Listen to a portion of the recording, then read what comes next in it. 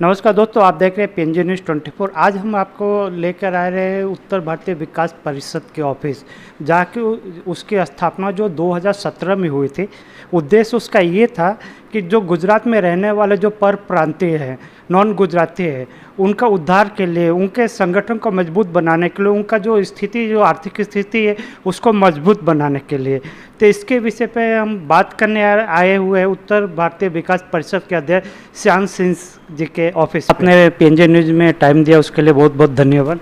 धन्यवाद आपका। सर, अभी कई जगह पे आपका जो सोशल मीडिया वगैरह पे, फेसबुक पे एक मैसेज वायरल हो रहा है, जो नॉन गुजराती है, हिंदी भाषी है, पर प्रांतीय लोग हैं, उनके 10% आरक्षण के लिए।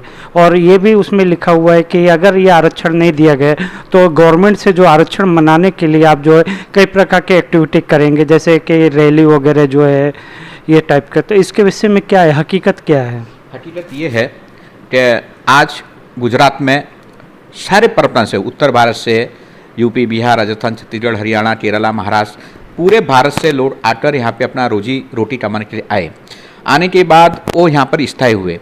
स्थायी होने के बाद जब सर्व समाज की बात आई तो 10% आरक्षण की घोषणा माननीय नरेंद्र मोदी जी ने, प्रधानमंत्री श्री नरेंद्र मोदी जी ने की कि सर्व समाज को समान न्याय मिले। परप्रांतीय के जब SC ST OBC की बात आती थी तो ये कहते उन्हें आरक्षण नहीं दिया जाता था कि नहीं आप 1978 का लाइए या 1956 का प्रमाण पत्र लाइए। वो सामान्य अनामत से भी वो लोग वंचित थे। और सवर्ण की तो बात ही अलग थी, लेकिन माननीय प्रधानमंत्री जी के 10% आर्थिक आरक्षण का जब घोषणा की तो जो आर्थिक आरक्षण है, EWS जो बोल, EWS आर्थिक आरक्षण की घोषणा की गई कि भाई सभी लोगों को 10% आरक्षण में समाविष्ट कर लिया जाएगा। तो परप्रांतीय सारा समाज, चाहे वो पिछड़ा समाज था, चाहे उच्च वर्ग से आता हुआ था, जो पिछड़ा समाज था, आर्थिक समाज पछात थे, सबको संतोष हुआ कि चलिए अब हमारे बच्चों को आर्थिक आरक्षण 10% में हमारा समाविष्ट हो जाएगा।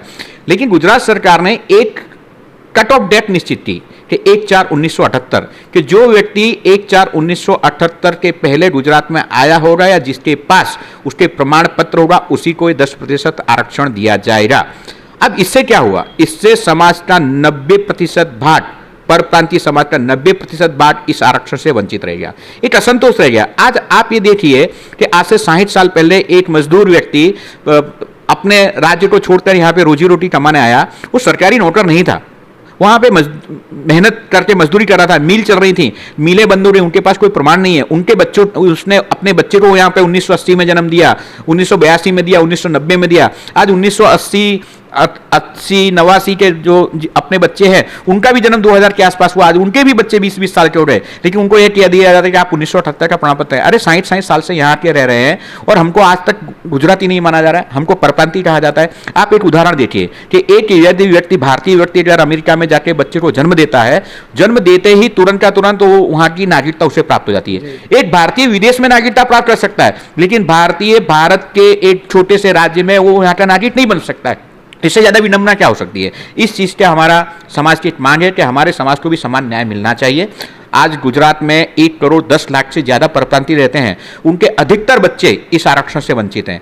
तो 1/4/1978 की जो आज दूसरे राज्यों में जाए हम, अन्य किसी में 15 साल पे दे रहे हैं, किसी में 20 साल पे दे रहे हैं, तो हमारी मांग ये है कि आज डोमिसाइल का नियम होता है कि अगर आप किसी राज्य में 10 वर्ष या 10 वर्ष से अधिक रहते हैं तो आपको उस राज्य के सारे लाभ मिलने के पात्र हैं। तो गुजरात सरकार इस पर पुनः विचार करे और डोमिसाइल के आधार पर सभी परप्रांतीय समाज को, 50 समाज हो चाहे कोई भी समाज, आर्थिक रूप से 50 समाज को, और साथ साथ में SC ST OBC का भी जो लाभ है वो उनको एक 10 वर्ष के डोमिसाइल के आधार पर देना चाहिए। आप अपने आवाज़ जो सरकार तक पहुंचाने के लिए अभी तक क्या किए? अभी तक हम पिछले बार भी हम लोगों ने विविध जगह पे कलेक्टर से लेकर मुख्यमंत्री से लेकर हर जगह आवेदन दिए थे, लेकिन बीच में पुलवामा अटैक के बाद हमने इस अभियान को उस समय रोक दिया।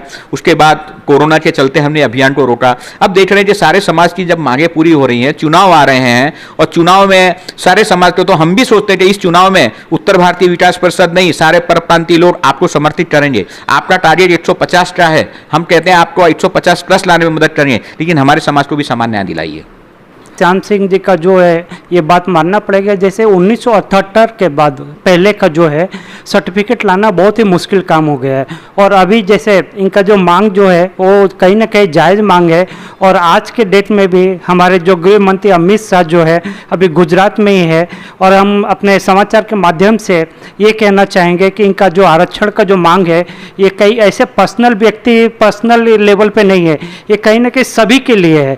जितने भी गुजरात के जो बोला जाए तो जो प्रगति में कहीं ना कहीं हिंदी भाषियों का बहुत बड़ा योगदान है।